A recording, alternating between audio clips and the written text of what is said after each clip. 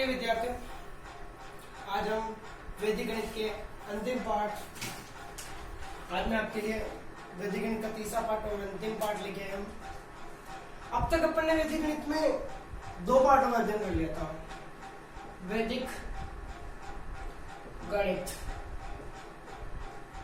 Part first में अपन ने और पार्ट सेकंड में एक एक नंबर के क्वेश्चन का अध्ययन कर चुके हैं, जो कि आप मेरे पुराने वीडियो में देख सकते हो। अब आज अंतिम पार्ट, वैदिक गणित का अंतिम पार्ट, तीसरा पार्ट, जो कि 2 नंबर का आता है 11वें प्रश्न के रूप में।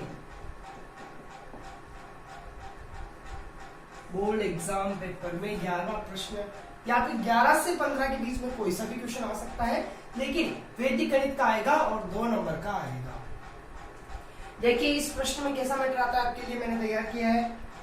इसके लिए 2 अध्ययन करेंगे, 2 मैटर का अध्ययन करेंगे। एक तो अपन अध्ययन करेंगे घनफल और दूसरा अपन इसमें अध्ययन करेंगे भाग संक्रिया। घनफल की एक विधि का यहाँ पर अध्ययन करेंगे, वो विधि है अपने पास सूत्र निखिलम विधि। सूत्र निखिलम विधि द्वारा अपन घनफल या घन बोलते हो या फिर किसी भी संख्या का क्यूब कहलाता है, जो कि अपन सूत्र निखिलम विधि से अध्ययन करेंगे। भाग की अपन ने 3 विधियां कक्षा 10 के नए सिलेबस के अनुसार 3 विधियां हैं। पहली विधि है अपने पास सूत्र निखिलम विधि, सूत्र निखिलम विधि। दूसरी विधि है सूत्र परावृत्य योज्यते विधि और अंतिम है सूत्र ध्वजांक विधि।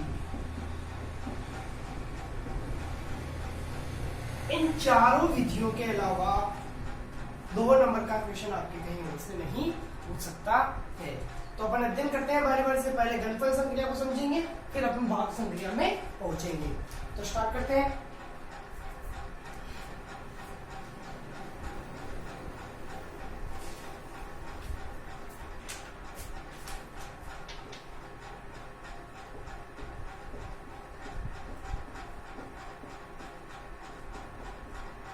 वैदिक गणित पार्ट 3। इसमें सर्वप्रथम हम अध्ययन करेंगे आज घनफल या घन संक्रिया का। घन संक्रिया के लिए मैंने एक विधि सूत्र निखिलम विधि से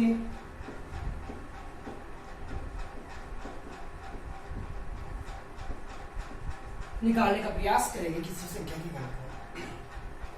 निखिलम विधि से पढ़ने से पूर्व मैं आपको निखिलम विधि के लिए एक सूत्र प्रदान करूंगा। सूत्र देखिए, सूत्र क्या होता है। वो सूत्र अपन ने वीडियो के फर्स्ट पार्ट में देखा था उपाधार अंक। भली बुद्धि जानते होंगे आप उपाधार अंक क्या होता है। इस उपाधार अंक का स्क्वायर कोष्टक में संख्या प्लस 2 इंटू विचलन, ठीक है। फिर आएगा उपाधार अंक।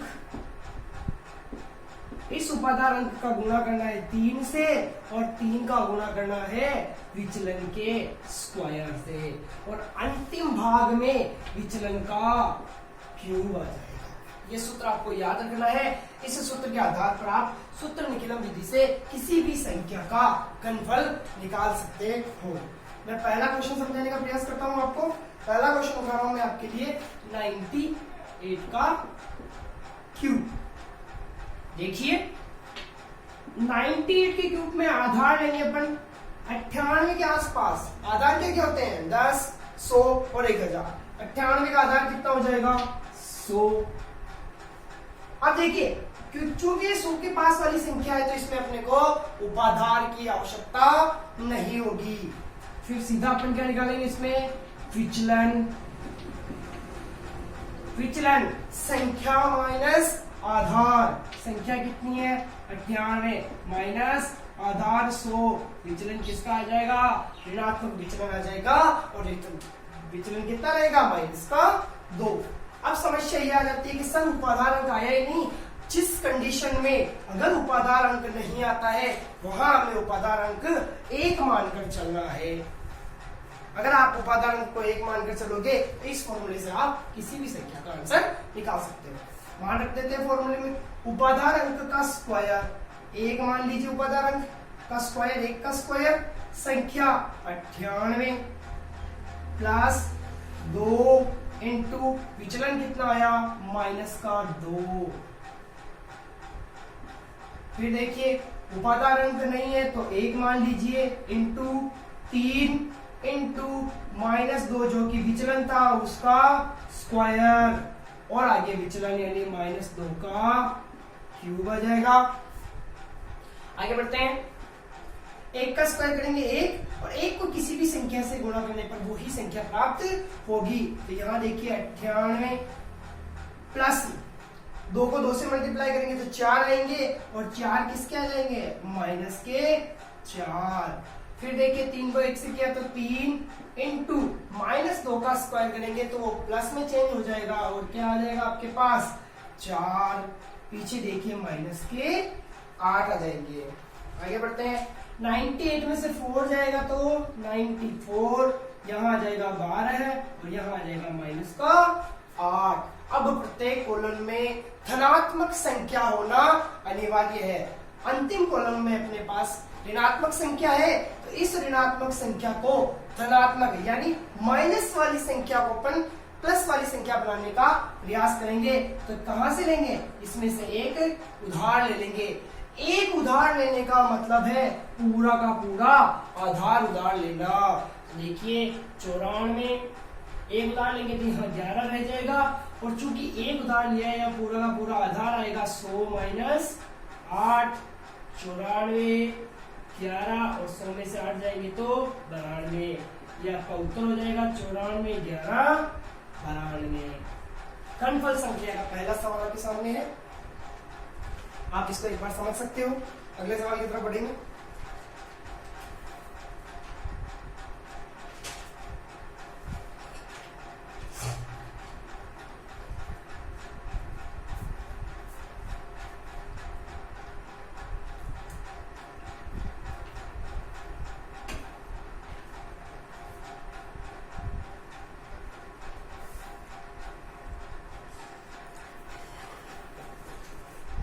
ये सवाल आपके समझ में आ गया होगा।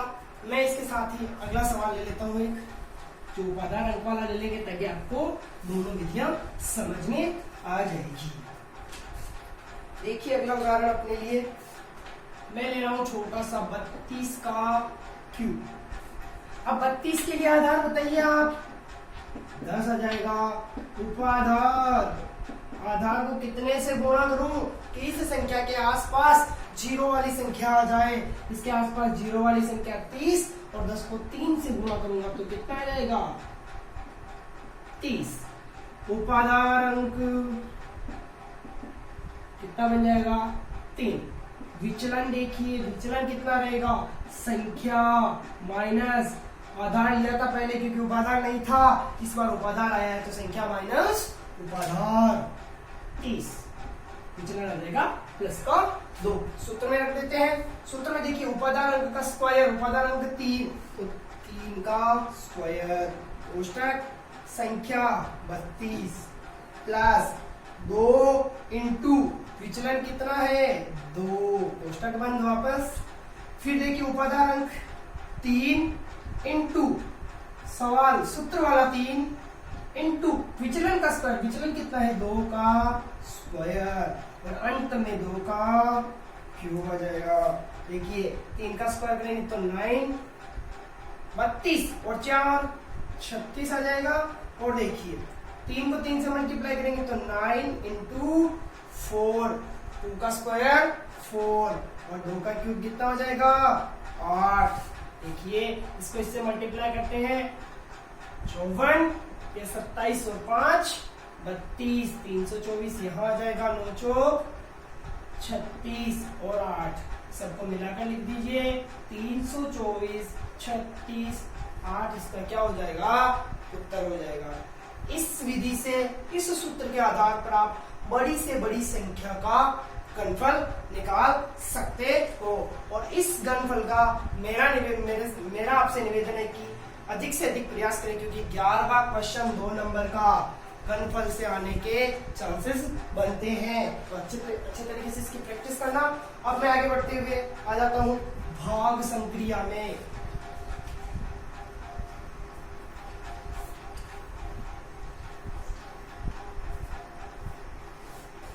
देखिए भाग संक्रिया, भाग संक्रिया की 3 विधियां बताइए। पहली विधि मैं ले रहा हूं आपके सामने, सूत्र निखिलम विधि।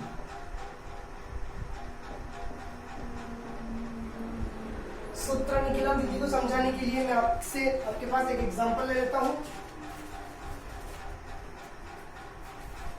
सूत्र निखिलम विधि का एक नियम याद रखना आप कि इसमें जिसका भाग देना है उस संख्या का विचलन निकालना होता है, और वो विचलन प्लस का आए तब भी प्लस का रखना है, और माइनस का आए तब भी किसका रखना है, प्लस का रखना है।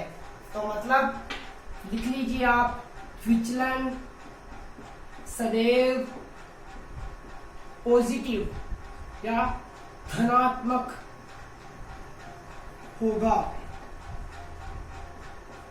ठीक है, अब सवाल उठा लेते हैं आपके सामने एक 10025 में भाग देना है अपने को 88।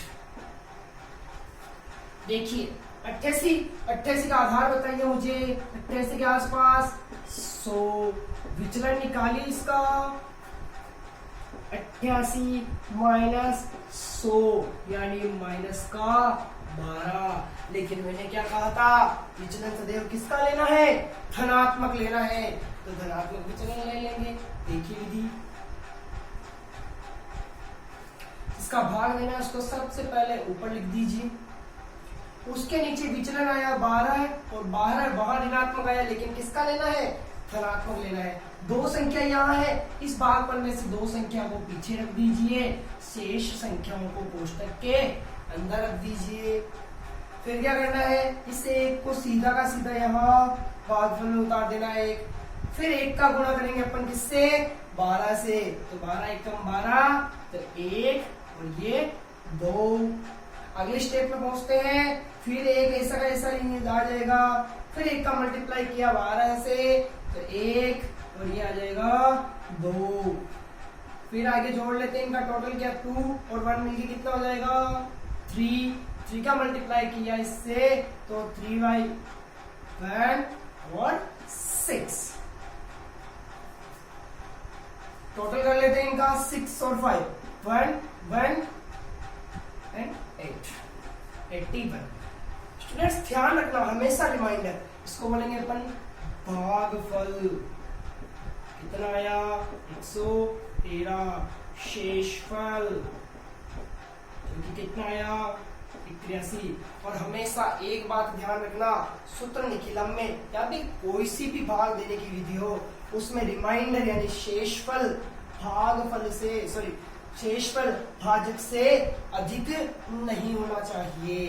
पहला सवाल आपके सामने कंप्लीट है सूत्र निखिलम विधि का। अगले सवाल की तरफ बढ़ते हैं।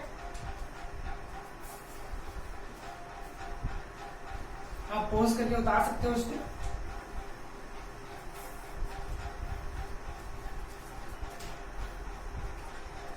अगला क्वेश्चन एक और कर लेते हैं इसके ऊपर। 1 2 4 5 भाजक 97। देखिए आधार कितना आ जाएगा 97 के आसपास 100, विचलन बताइए 97 माइनस 100 कितना हो जाएगा, 3 नहीं करना है क्योंकि 0 3 करना है। आधार में 0 कितने हैं, 2 0 है, तो शेष विचलन में भी कितनी संख्या रहेगी, 2 रहेगी। देखिए आगे सवाल को करने का प्रयास करते हैं। फिर देखिए 97 का भाग देना है, 97 यहाँ लिख दो, उसके जस्ट नीचे अपन ने विचलन आया 0 3 विचलन माइनस का है, लेकिन अपने को किसका लेना है, प्लस का लेना है। 97 में 2 अंक है, तो इसके 2 अंक पीछे रख दीजिए और शेष को इधर वापस एक ऐसा ऐसा ही नीचे आ जाएगा। 1 का मल्टीप्लाई करेंगे इससे, तो 0 यहाँ और 3 यहाँ, इसको उतारेंगे ऐसा का ऐसा ही, उतारिए, 2 को मल्टीप्लाई करेंगे इससे तो 0 यहाँ और 6 यहाँ, 6 और 5 1 और इसमें जोड़ेंगे तो 81। भागफल हो जाएगा अपने पास 12 है, शेषफल हो जाएगा अपने पास 83। अगले सवाल की तरफ बढ़ते हैं।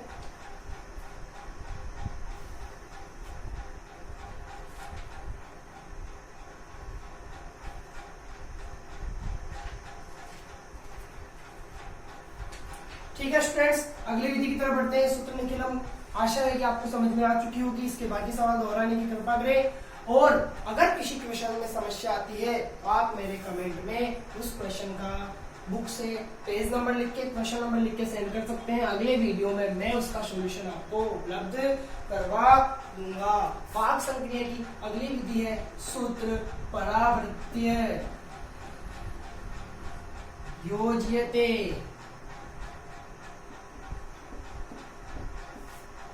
सूत्र परावृत्तीय योज्यते विधि द्वारा पाक संख्या को हल करना है सूत्र परावृत्तीय योज्यते विधि द्वारा। देखिए कैसे हल करेंगे।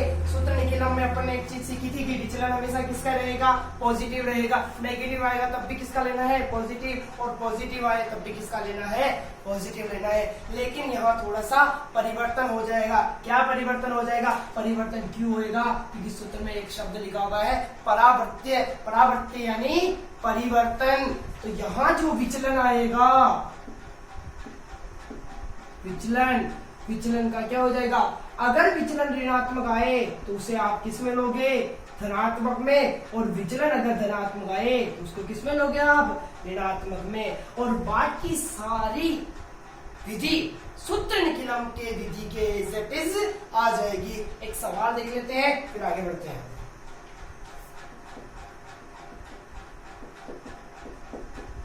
मैं भाग विधि से उठा रहा हूं आपके पास 1358 का भाग देना है 113 का भाग देना है। देखिए सबसे पहले अपन लेंगे इसमें आधार बताइए 113 के आसपास 100, विचलन बताइए इसका, तो 113 माइनस 100 कितना बच जाएगा, 13, और 13 किसका है, पॉजिटिव है। और विचलन अपने को अगर पॉजिटिव आ जाए तो किसका लेना है, नेगेटिव का लेना है। देखिए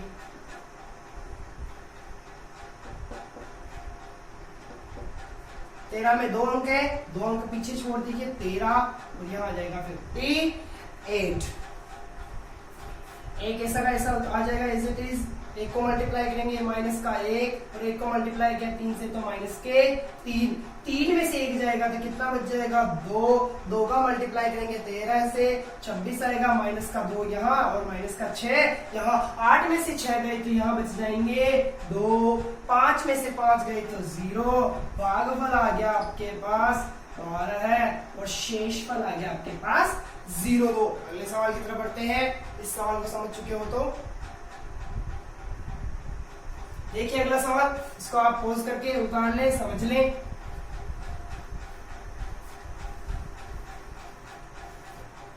अगला सवाल है अपने पास 14885, भाग देना है आपको इसमें 123 का। देखिए कैसे होगा। सबसे पहले आधार कितना आ जाएगा बताइए, 100, विचलन कितना आएगा, संख्या 123 माइनस 100, तो विचलन किसका आ जाएगा, पॉजिटिव आ जाएगा। और विचलन अगर पॉजिटिव आ जाए तो किसका लेना है, प्लस का आ जाए तो माइनस का लेना है। देखिए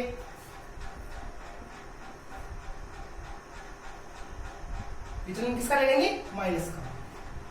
विचलन में 2 संख्याएं हैं, 2 संख्याओं को पीछे छोड़ दो, 8 और 5, बाकी संख्याएं 1 4 8 यहाँ आ जाएगी।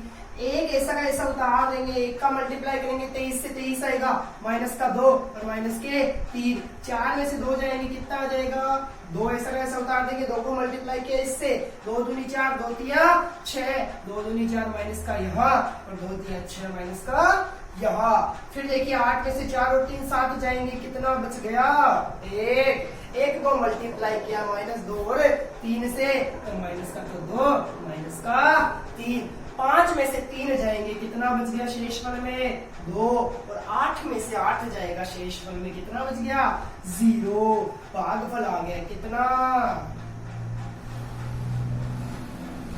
121 और शेषफल आ गया आपके पास 0 2। अगली विधि की तरफ बढ़ते हैं। आशा है कि आपको ये विधि समझ में आ चुकी होगी।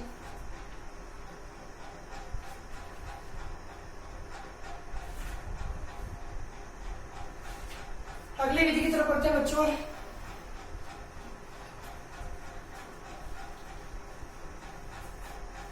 भाग संग्रह की अंतिम विधि और वैदिक गणित के पाठ थर्ड का अंतिम विधि पर अपन पहुंच चुके हैं। वो अंतिम विधि आपके है ध्वजांक विधि। ध्वजांक विधि द्वारा भाग करना। इसमें स्टूडेंट्स बहुत समस्या में दिखाई देते हैं, क्योंकि इसमें छोटी सी गलती आपके पूरे सवाल को गलत कर देती है। तो ध्यान से एक एक स्टेप को ध्यान से समझते हुए हम इसमें सवाल करने की कोशिश करेंगे। देखिए, सूत्र ध्वजांक विधि का पहला सवाल उठा रहा हूं मैं आपके सामने। 4 5 3 2 में भाग देना है आपको 112 का। यहाँ दो संख्याएं आ जाए तब तो विद्यार्थियों को कोई समस्या ही नहीं आती, लेकिन 3 संख्याएं आते ही वो समस्या में पड़ जाते हैं कि एक संख्या को कहाँ रखे और बाकी 2 संख्याओं को कहाँ रखे। तो ध्यान से देखिएगा, वही दो लगभग मेथड अलग है थोड़ा सा। देखिए, इस 112 जिसका भाग देना है उसका इक्का अंक को रखना है अपने को ऊपर, और दहाई के दोनों अंकों या शेष दोनों अंकों को नीचे रखना है। शेष 1 अंक रहे तो भी तो यहाँ रखना है, शेष 2 अंक रहे, 3 अंक रहे फिर भी यहाँ रखना है। किताब में आपको थोड़ा सा अलग दिया हुआ है। किताब में आगे के 1 अंक को यहाँ रखा जाता है, शेष अंकों को यहाँ रखा जाता है, क्योंकि वो सुविधा होती है कि भाग देने में आपको आसानी रहेगी। मैं कह रहा हूँ रिमाइंडर रखने में या संशोधित भाज्य निकालने में आसानी रहे, इसलिए अपन इक्का केवल 1 अंक ऊपर लेंगे। फिर संख्या 1 अंक यहाँ लिया है तो शेष 1 अंक यहाँ आ जाएगा, बाकी 4 5 3 यहाँ आ जाएगा। फर्स्ट मेथड, पहली संख्या को देखिए। पहली संख्या में 11 का भाग जा रहा है क्या? सर नहीं जा रहा है, क्योंकि 4 में 11 का भाग नहीं जाएगा। क्या करेंगे? 45 में जोड़े में भाग देंगे। तो सर्वप्रथम क्या कर देंगे? 45 में भाग दीजिए किसका? 11 का। बताइए भागफल तो कितना आएगा? 4। और शेषफल कितना आ जाएगा? 1। भागफल को लिखिए यहाँ और शेषफल को लिखिए यहाँ। अगली स्टेप रहेगी आपके पास नया भाज्य। बताइए नई संख्या कितनी मिल गई? दोनों जो शेषफल लिखा है उसको और उसके अगली संख्या को साथ में लिखते हुए साथ में बोलते हुए नया भाज्य कितना आ जाएगा? 13 है। 13 के बाद अपन निकालेंगे संशोधित भाज्य। संशोधित भाज्य के रूप में जो नया भाज्य आया 13 है, उसमें से घटाएंगे इन दोनों का गुणनफल। तो 4 दूनी 8, तो 8 घटाने पर कितना शेष रह गया? यहाँ पर 13 में से 8 जाएंगे तो कितना शेष रह जाएगा? 5। ये 5। अब सर 5 आ गया, 5 में तो 11 का भाग जाता नहीं है। आगे देखिए, जो संशोधित भाज्य आएगा उसमें भाग देना है इसका, तो 5 में भाग देंगे किसका? 11 का। सर मजाक कर रहे हो क्या? 5 में तो 11 का भाग जाता ही नहीं है। मैंने कब कहा भाग देंगे? भागफल बराबर कितना लिख दीजिए? 0। अपने भाग दिया ही नहीं। शेषफल कितना बच जाएगा? शेषफल बचेगा वही 5, क्योंकि भाग नहीं दिया तो वही संख्या शेषफल में बच जाएगी। अगर भागफल में वो की वो संख्या बच गई तो आगे देखिए, भागफल कितना है आपके पास? 0। शेषफल कितना आ गया? 5। नया भाज्य वो कितना आ गया? 52। संशोधित भाज्य निकालिए। संशोधित भाज्य आएगा, 2 को मल्टीप्लाई करेंगे किससे? 0 से, तो 52। नया भाज्य में से 2 × 0 कितना बच जाएगा? 52 का 52। और ये 52 आपका क्या बन जाएगा? शेषफल। कैसे बन जाएगा? आगे भाग इसलिए नहीं देना है, जब भी ध्वजांक विधि में कोई भी अंक इस लाइन से उधर लिखते ही केवल अपने को नया भाज्य और संशोधित भाज्य ही निकालना है, भाग नहीं देना है। समझ में आ चुका होगा? देख लीजिए आप। अगले क्वेश्चन की तरफ बढ़ रहा हूं मैं। तो एग्जाम विधि के 3 या 4 सवाल देखेंगे अपन। इसको आप पॉज करके देख लीजिएगा।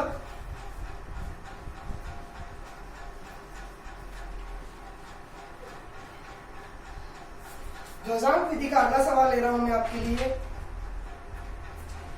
1, 2, 3, 4 में भाग देना है आपको 42 का भाग। देखिए सर सिंपल सा है, 42 है। इकाई का अंक यहाँ रख दीजिए, शेष अंक यहाँ रख दीजिए। एक अंक आया है तो 4 पीछे ले लीजिए। 1, 2, 3। ठीक है। अब ऐसे सवालों में क्या होता है कि यही एकमात्र सवाल ऐसा है जो निरस्त होने वाली प्रक्रिया का सवाल है। परीक्षा में भी अगर 1, 2, 3, 4 भाजक 42 आ जाए तो ध्यान रखिएगा, अगर निरस्त करने वाला हो तो उसको एक बार रफ में करने की कोशिश कीजिए। देखिए 4 का भाग 12 में भाग देंगे किसका? 4। ठीक है। भागफल आ जाएगा और शेषफल। यहां थोड़ा रुक के समझने का प्रयास करते हैं। 4 का भाग दूंगा मैं 12 में, कितनी बार जाएगा? 3 बार जाएगा। शेषफल कितना बच जाएगा? 0। मैं भागफल लिखूंगा 3 यहां पर, शेषफल 0 यहां लिखूंगा। अगली स्टेप क्या होगी? नया भाज्य 0, 3। नया भाज्य में से संशोधित निकालेंगे। 3 दूनी 6, तो 0, 3 में से 6 को माइनस करेंगे तो जो अपना संशोधित भाज्य आएगा वो क्या आ जाएगा? ऋणात्मक आ जाएगा। और संशोधित भाज्य जब भी ऋणात्मक आ जाए तो यह एक स्टेप लिखनी है यहाँ पर कि यह प्रक्रिया निरस्त की जाती है और भाग जो 3 बार दिया था वो भाग अपन कितने बार देंगे? 2 बार देंगे। अगर 2 बार देने पर भी निरस्त होती है तो वो भाग अपन 1 बार देंगे या फिर उससे कम बार देने का प्रयास करेंगे। तो ये आगे निरस्त हो रही है, इसको चेंज कर लेते हैं। आप आगे लिखिएगा जरूर, भाग देना है बेकायदा और लिखना है कि यह प्रक्रिया निरस्त की जाती है। इस 3 को काट के नीचे अगली बार 2 का भाग देंगे तो 2 यहाँ लिखना है और यहाँ काट के इसको जो शेषफल बचेगा वो लिखना है। ऐसा आपको परीक्षा में करना है। तो 3 बार भाग दिया तो कितना शेषफल बचा था या संशोधित भाज्य ऋणात्मक आया था? भाग कितनी बार देंगे? 2 बार। अगर 2 बार भाग देंगे 4 दूनी 8, शेषफल कितना बच जाएगा? 3। भागफल आ गया 2, शेषफल आ गया 3। नया भाज्य 33, संशोधित निकालिए इसका। 33 माइनस 4, 2 दूनी 4, कितना बच गया सर? सॉरी थोड़ा सा मिस्टेक हुई दोस्तों, क्योंकि भागफल 2 दिया तो शेषफल 4 बचेगा। नया भाज्य में 43 आएगा। आप थोड़ा सा इसको सही कर लेना, ह्यूमन बॉडी में मिस्टेक हो जाती है दोस्तों। तो 43 में से 4 आएगा तो 39। अगला क्या करेंगे? 39 में भाग देना है किसका? 4 का। तो भागफल बताइए। 9 चौक 36। शेषफल देखिए 3। भागफल कितना आ गया? 9। शेषफल कितना आ गया? 34। 34 उधर चला गया, भाग नहीं देना है। संशोधित भाज्य और नया भाज्य निकालना है। तो बताइए नया भाज्य 34, संशोधित निकालिए। 34 माइनस 9 दूनी 18 है, शेषफल बच जाएगा 16।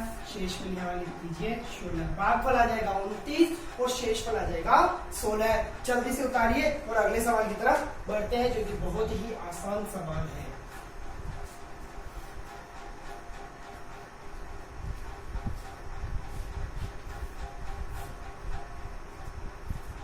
अगला और लास्ट सवाल देखिए आज का। 98765 भाग देना है 87 का। देखिए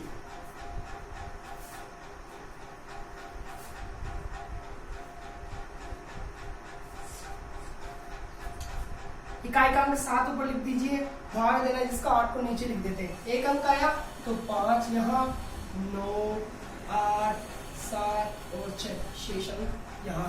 पहली संख्या 9 में भाग देना है किसका? 8 का। भागफल बताइए कितना आएगा? 1। शेषफल बताइए कितना आएगा? 1।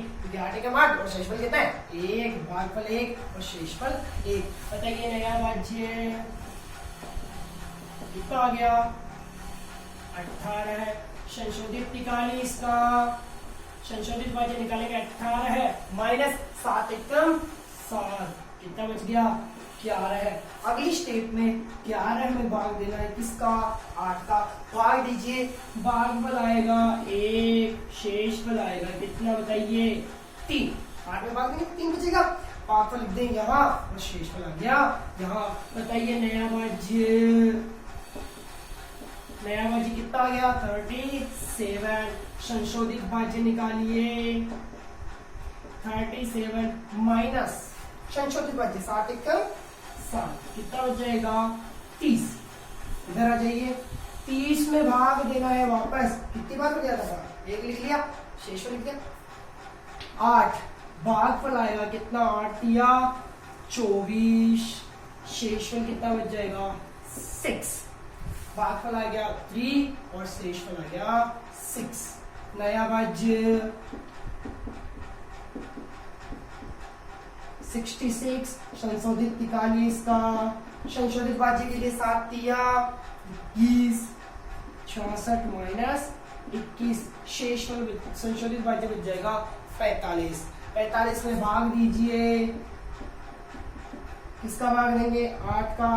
भागफल आ जाएगा 5, शेषफल आ जाएगा 5। 8 पंजे 40 और शेषफल बच जाएगा 5। भागफल आ गया 5 और शेषफल आ गया 5। चूंकि शेषफल इधर आ चुका है तो नया भाज्य कितना हो जाएगा? 55। संशोधित निकालिए। 55 माइनस 7 पंजे 35। शेषफल कितना बच जाएगा? या संशोधित भाज्य कितना आ जाएगा? 20। 20 आने के बाद क्योंकि हम इधर आ चुके हैं तो भाग नहीं देना है, ये 20 आ जाएगा आपका। भागफल आ गया 11/35 और शेषफल आ गया 20। देखिए दोस्तों, ये वीडियो में आप अधिकांश से यार सवाल कंप्लीट हो गया हो तो मैं आगे हूँ।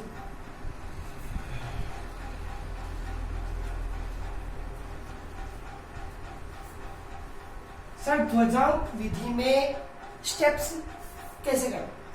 सबसे पहले अपने को क्या देना है? भाग। ठीक, भाग के बाद में भागफल और शेषफल को जगह पर लिख के क्या निकालेंगे? नया भाज्य। ठीक, नया भाज्य के बाद में निकालेंगे